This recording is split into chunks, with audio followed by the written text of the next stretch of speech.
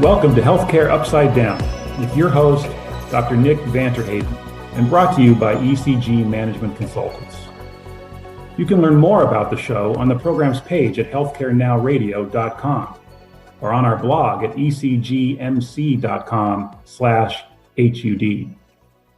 The U.S. spends more on healthcare per capita than any other country on the planet. So why don't we have superior outcomes? Why haven't the principles of capitalism prevailed? And why do American consumers have so much trouble accessing and paying for healthcare? Each week, Healthcare Upside Down will dive into these and other issues with ECG principal Dr. Nick and guest panelists as they discuss the upsides and downsides of healthcare in the US and how to make the system work for everyone. And we end with your better pill to swallow, the conclusion to today's episode with insights on challenges and changes that improve healthcare. Now here's your host, Dr. Nick.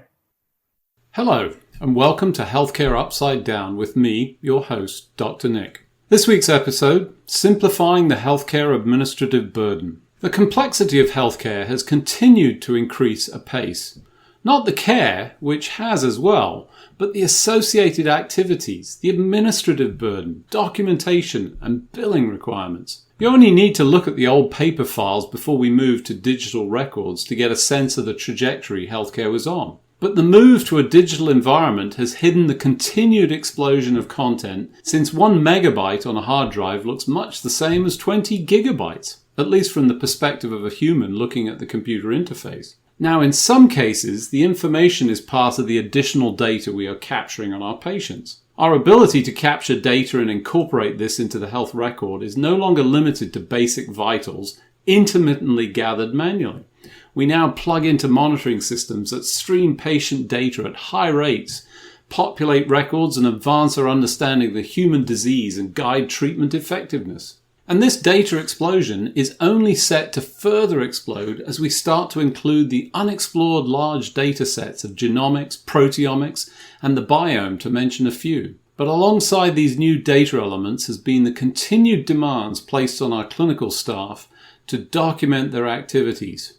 Failure to do so in the prescribed format and wording can mean the difference between receiving payment for the service delivered or not. This week, we are de-complexifying the healthcare system. My guest today is Dr. Jeff Goldsmith, the president of Health Futures. He was a lecturer in the Graduate School of Business at the University of Chicago on health services management and policy, and has lectured at Wharton School of Finance, Johns Hopkins, Washington University, and the University of California at Berkeley. Can we remove complexity and the administrivia from healthcare and still deliver good care?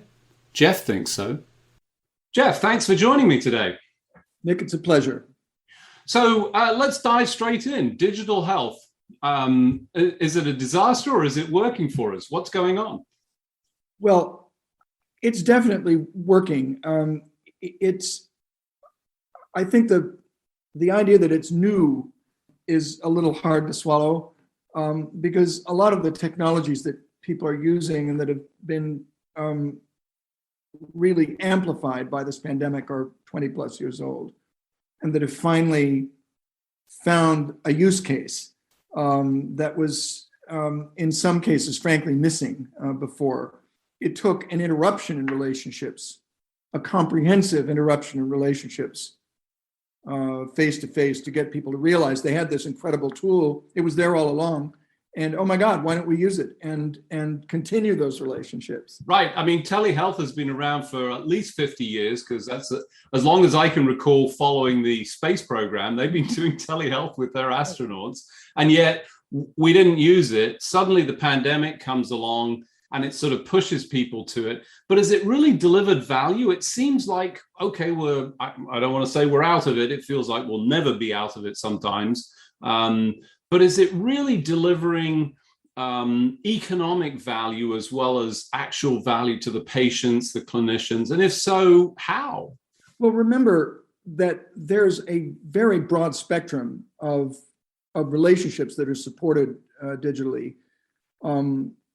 I first got involved in this as a enthusiastic supporter of an investor in a company called VisiQ, that was created by a couple of brilliant intensivist docs at Hopkins that took advantage of what was then very primitive artificial intelligence, but also a structured data framework to help people manage intensive care patients remotely 20 some odd years ago. And it was a smashing success as a technology. As a business, it sputtered, and I think, it was eventually purchased by Philips, but, there was a dramatic reduction in length of stay.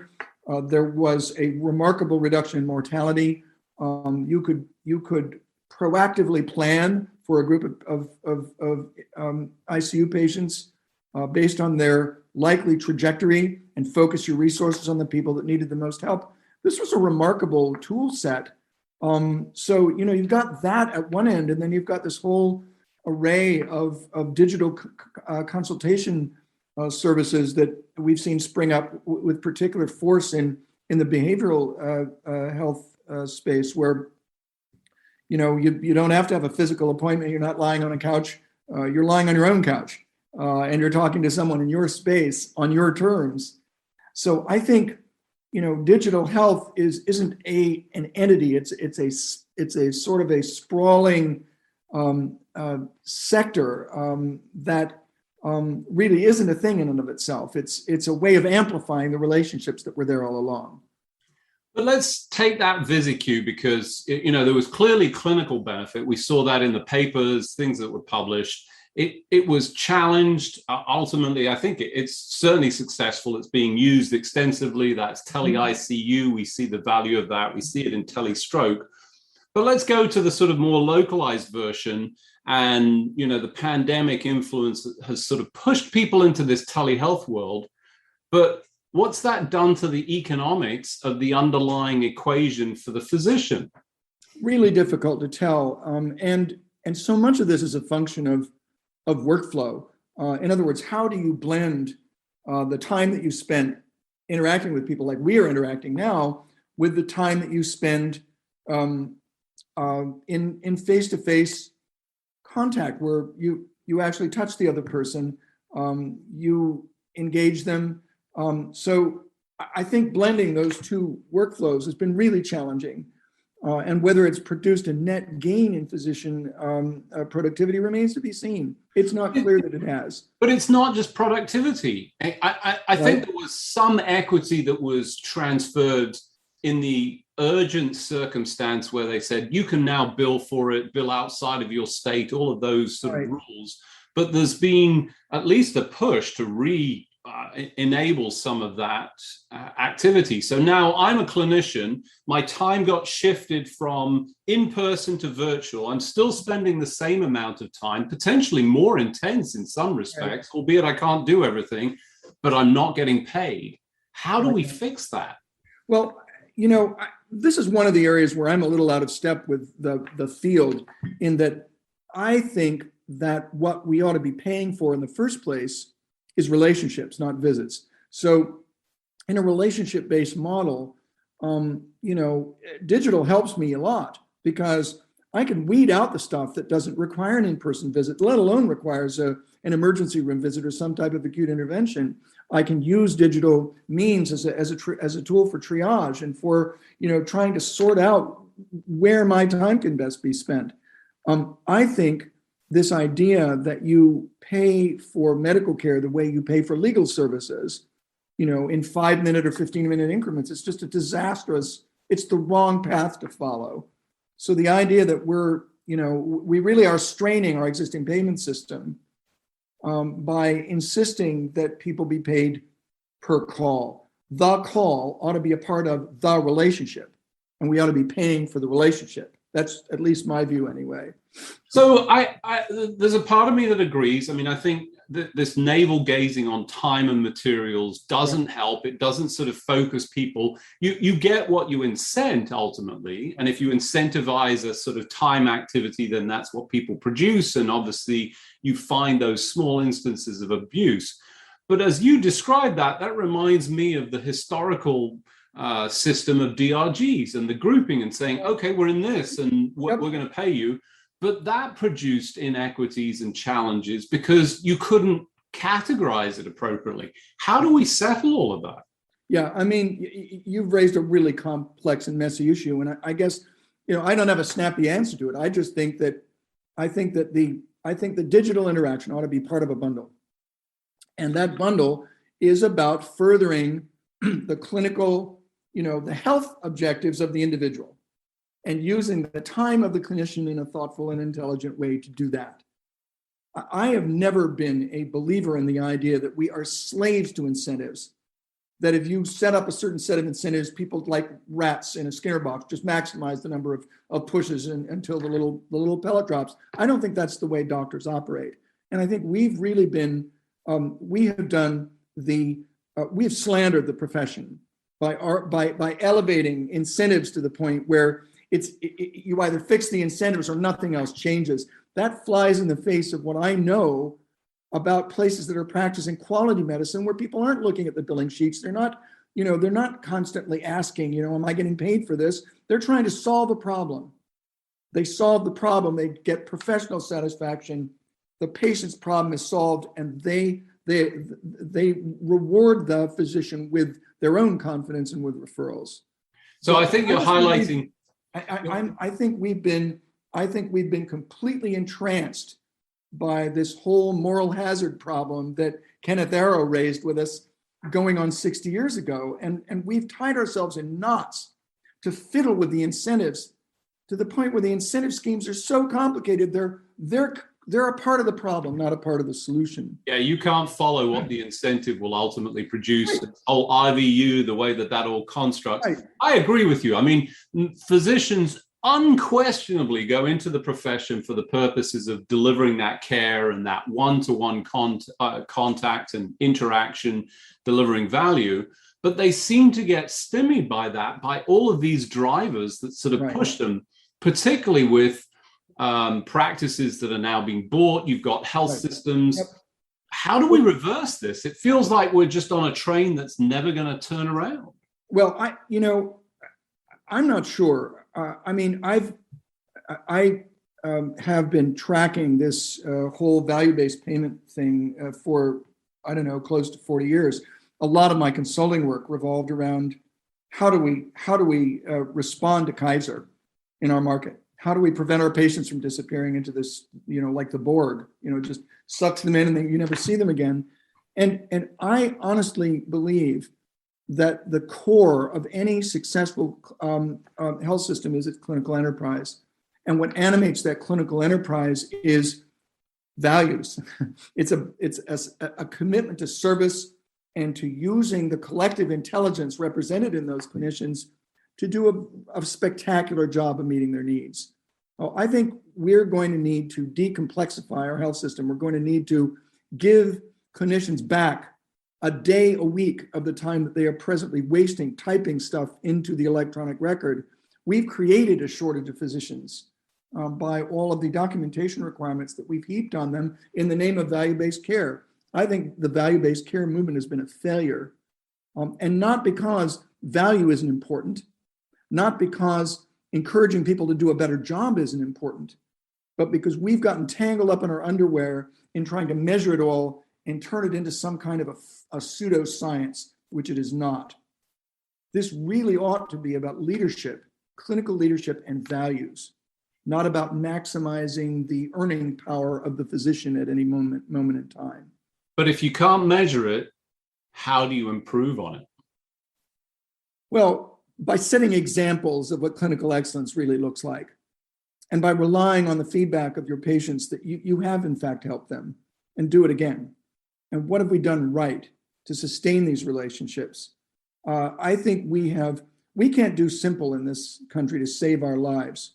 And I think if a Martian landed in a contemporary healthcare clinic and watched what doctors and nurses were doing, they'd be horrified because they're spending half their time typing in service of this idea that if we just measure it minutely, we can somehow fix it. I think we've given ourselves a huge societal hotfoot by doing this. And we burned out a lot of clinicians that really went into the field to do something different, to actually help people, not to type.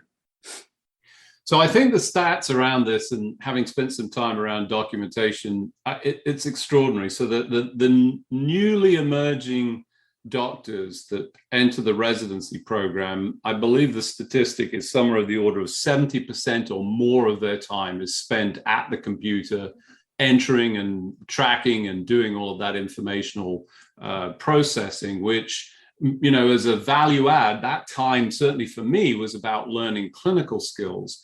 Is there some scope to solve or try and find solutions? You know, I'm thinking of ambient intelligence, speech, and so forth to help solve that? Or is it a more fundamental problem? Even if we do this, we're just going to create more requirements? I don't know. I mean, I sat on the board of a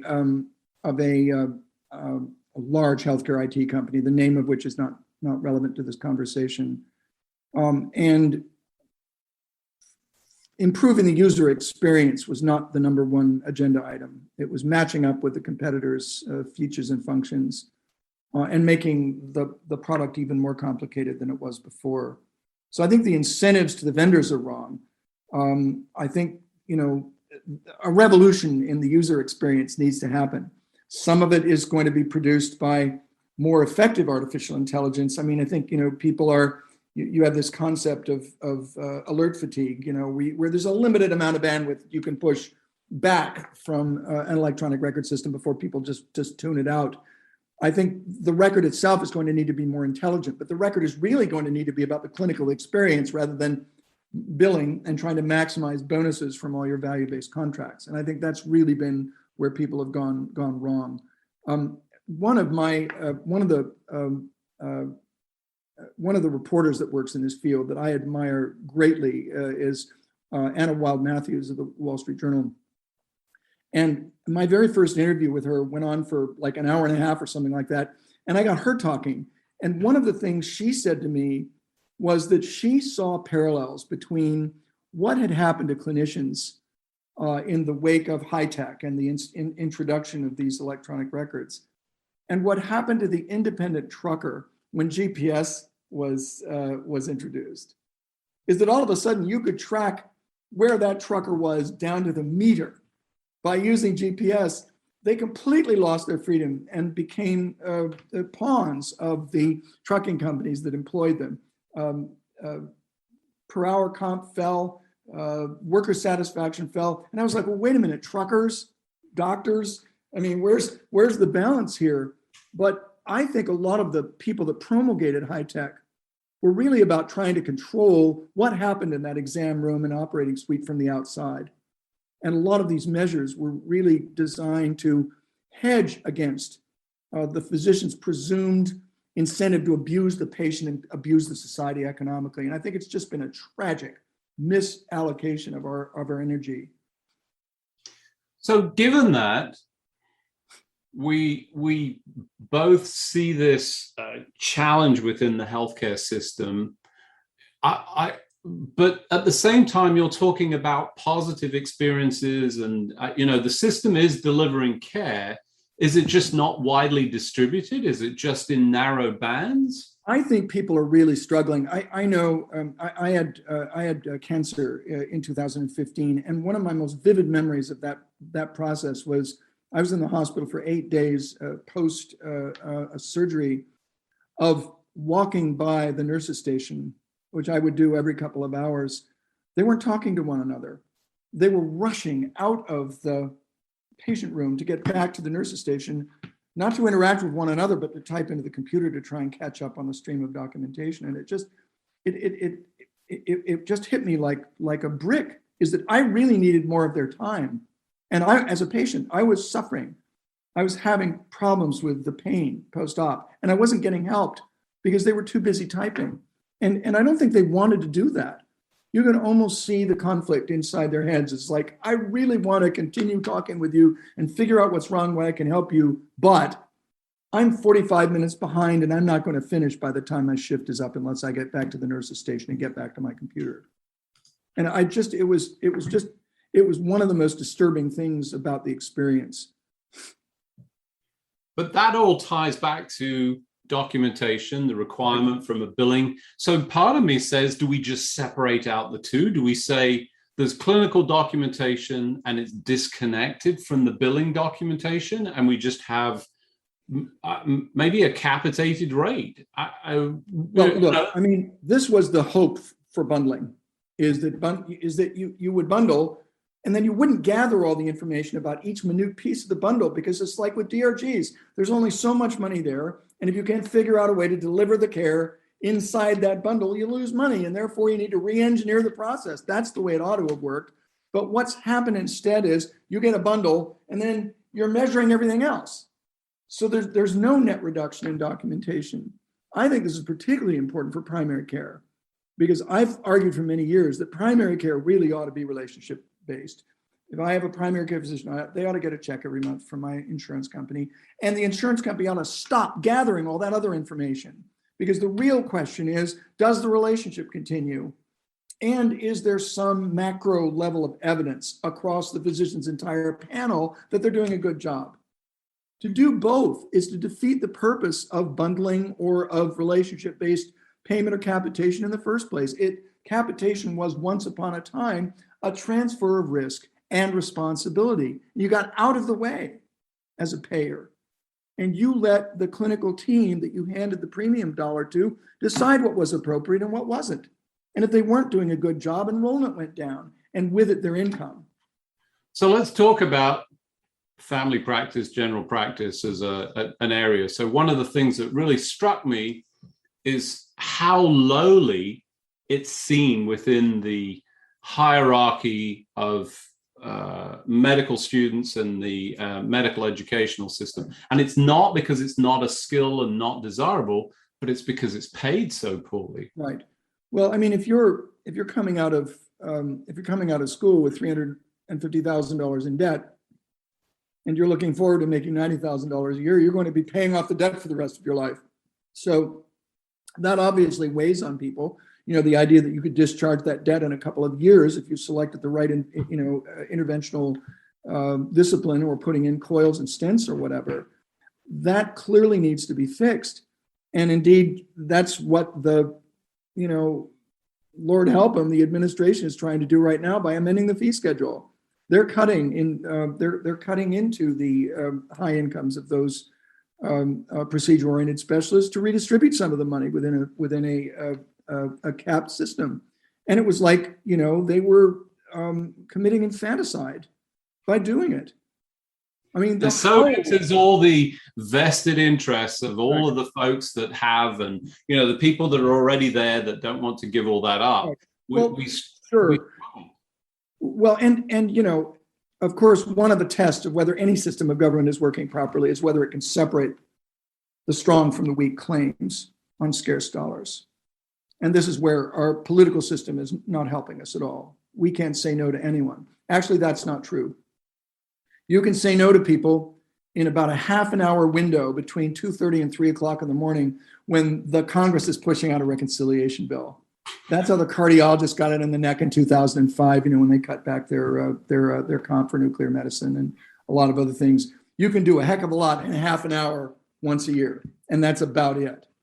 You really can't take anything away from anybody. I entered our healthcare system from politics, and my first job in healthcare was to prevent state and federal governments from taking a penny away from my colleagues on the faculty. So leave us with the thought on what we should be doing and what we should be focusing on to steer the ship in the direction that it needs to go. We need to simplify the payment process. We need to simplify it.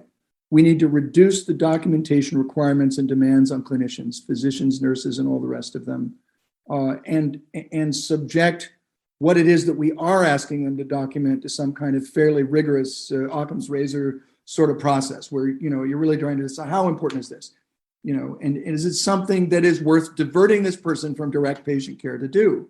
And again, digital health can help with this. I mean, you add digital health to the mix and you've given clinicians another tool to be able to make more efficient use of their own time so that they can meet the patient's needs. So I think we are going to need to radically simplify how we pay for care, or we're going to remain stuck in the position that we're in.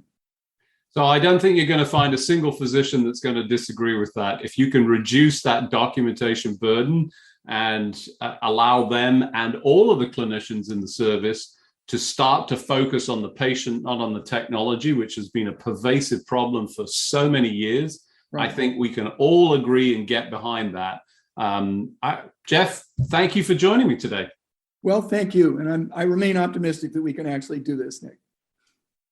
How do we de-complexify healthcare? So much has been tied to the administrative recording of activity that current dogma tells us is required to make sure we get the best efficiency out of the people and the system and prevent fraud. We know that's not true for fraud. There are examples of other high-stakes systems where fraud was identified without monitoring and documenting every individual action. We have seen it in the identification of cheating in school testing. We've seen it in the trading systems of airline staff bidding for high-value or desirable work options. The analysis of the data identifies and allows the outliers or bad apples to be removed. Successful businesses do monitor, but that does not have to include minute-by-minute tracking of the people who work in the business, rather the end results and the actual products. That can and should be true in healthcare as well. Collect data, but make it a byproduct of your processes that are focused on delivering outstanding care.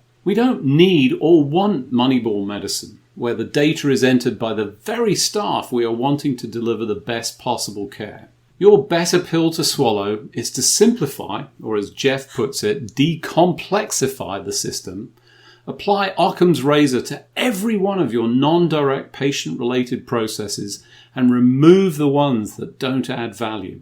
Thanks for joining me, your host, Dr. Nick, on this week's edition of Healthcare Upside Down. Until next week, keep solving the business of healthcare as if your life depended on it, as one day soon it will. That's all the time we have for today. You can find all of our episodes on your favorite listening platform by searching for Healthcare Now Radio. Also, check out our blog at ecgmc.com/HUD for summaries and commentary from each episode. Follow our show's social hashtag, HC Upside Down. And join us each week as we work to solve the business of healthcare for everyone.